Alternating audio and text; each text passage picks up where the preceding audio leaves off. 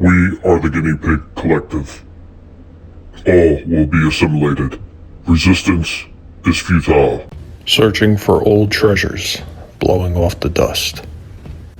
Timeless stories and legendary characters. This is Talking Movies. Hey everybody, what's going on, and welcome back to another Talking Movies. So today we will be talking about the Michael Herr, Gustav Hasford, and Stanley Kubrick written and based on the novel The Short Timers by Gustav Hasford, 1987's Full Metal Jacket, starring Matthew Modine as Private Joker, Adam Baldwin as Animal Mother, Vincent D'Onofrio as Private Pyle, R. Lee Ermey as Gunnery Sergeant Hartman, Dorian Harwood as 8-Ball, Kevin Major Howard as Rafterman, Arliss Howard as Private Cowboy, Ed Ross as Lieutenant Touchdown, John Terry as Lieutenant Lockhart, and a whole host of other cast members that filled out the roles and made this movie exactly what it was. The story of this movie starts and revolves around the raw recruits and their basic training in Paris Island. How tall are you, Private? Sir, 5'9", sir! 5'9", I didn't know they stacked shit that high. The hard-nosed, no-nonsense Gunnery Sergeant Hartman leading the way. I admire your honesty. Hell, I like you. You can come over to my house and fuck my sister. Coming down on these raw recruits at every turn. Sir, Texas, sir! Holy dog shit, Texas, only steers and queers come from Texas, Private Cowboy. And you don't much look like a steer to me, so that kind of narrows it down. This, of course, would not be allowed in today's military because too many people's feels might get hurt.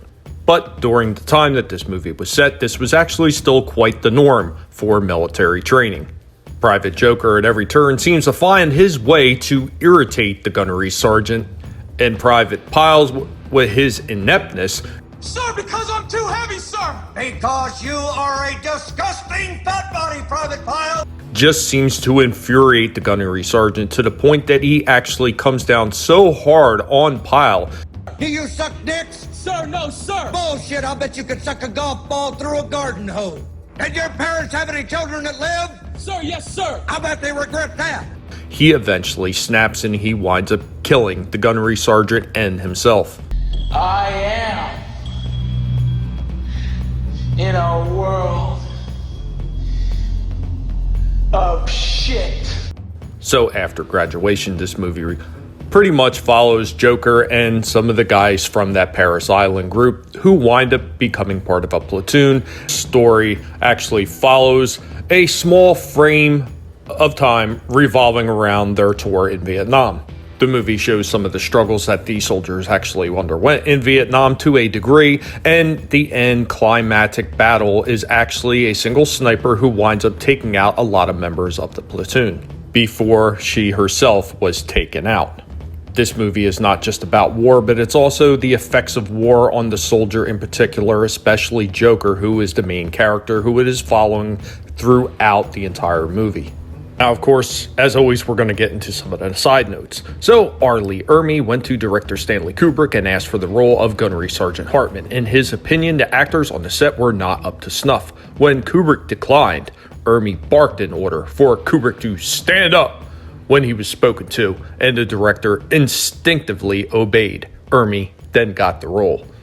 And to make Gunnery Sergeant Hartman's performance and the recruits' reactions as convincing as possible, Matthew Modine, Vincent D'Onofrio, and the other actors playing recruits never met R. Lee Ermey prior to filming. Stanley Kubrick also saw to it that Ermey didn't fraternize with the actors between takes.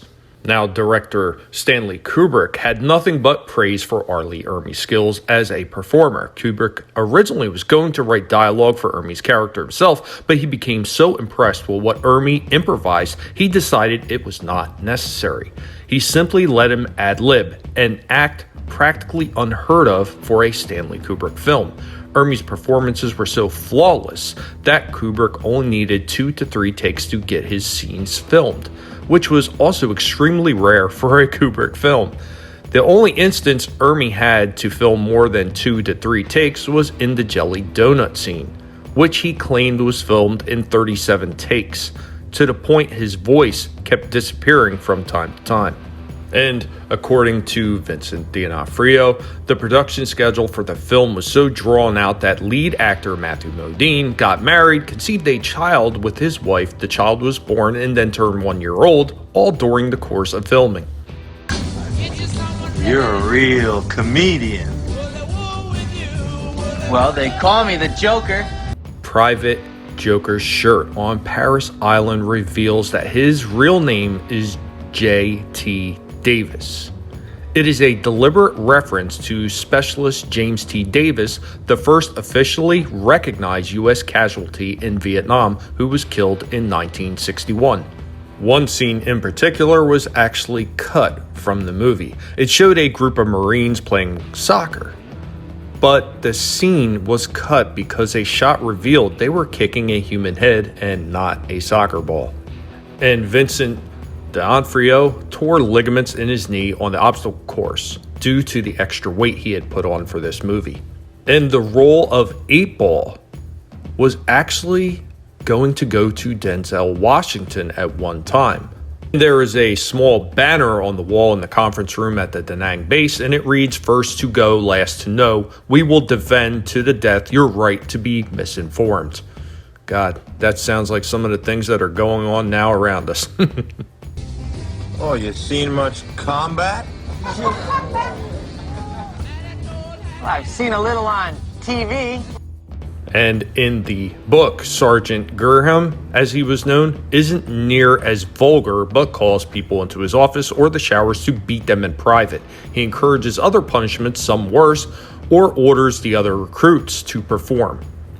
And Val Kilmer actually had auditioned for the part of Private Joker. And the cast ate actual Vietnam War era military rations in the scene when the patrol is seen eating. I don't know if that was really a wise idea, but I guess he wanted to keep it authentic. And get this one, Arnold Schwarzenegger actually turned down the role of Animal Mother in order to star in The Running Man. And speaking of weird choices, at one point, Anthony Michael Hall was set to play Private Joker. And according to a 1988 interview in Playboy magazine, Bruce Willis was offered a lead role but was forced to turn it down because filming was about to start on the first 6 episodes of Moonlighting in 1985. Hey, baby, you got girlfriend, Vietnam? And of course, as I always like to do, we will include a few of the goofs. So when Joker is on Firewatch, where he finds Pyle in the head, he's using a 1980s Maglite brand flashlight. Rafter Man carries .35mm film canisters on his helmet. The canisters he is carrying are made of plastic. In the 1960s, film canisters were made of aluminum. One of the sillier and probably more easily overlooked ones is in the Eskimo Pussy is Mighty Cold scene, where they are running the squad run past a red on white yield sign.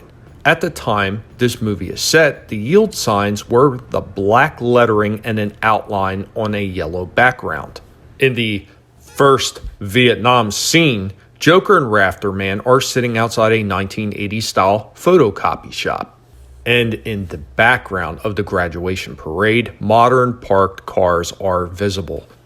And this one is quite funny. After stealing the camera from Joker, the thief does a martial arts display clearly meant to be an imitation of Bruce Lee. However, Lee would not be famous in Asia for martial arts movies till after the release of his film The Big Boss in 1971, which was 3 years after the events depicted.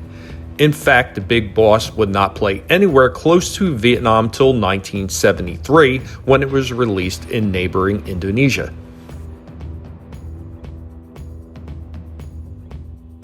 Well, baby, me so horny.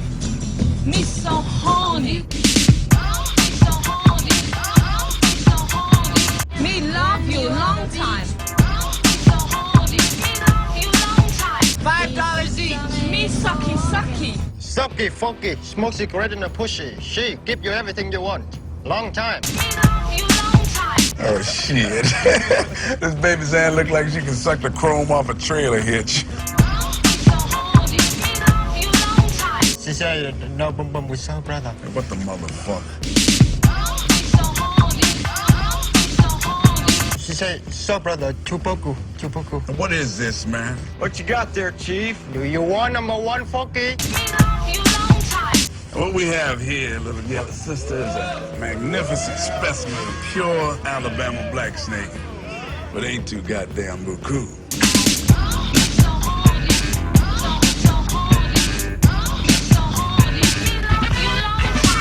Anyway, guys, that's all I have on this one. Have you seen this movie? Do you remember this movie? Are you planning to see this movie? And if you're not, why? Are you a Peter Pepper? I'll bet you're the kind of guy that would fuck a person in the ass and not even have the goddamn common courtesy to give him a reach around. Let me know what you think in the comments down below. And of course, as always, my friends, if you've enjoyed what you've seen and what you've heard, go ahead and destroy that like button for me. And if you are new to the channel, welcome. I'm glad that you are here, and I would hope that you would consider subscribing. And I will catch you all next time. Later, y'all. Do you suck dicks? What the motherfucker? Do you suck dicks? What the motherfucker? Do you suck dicks? What the motherfucker? Me sucky sucky.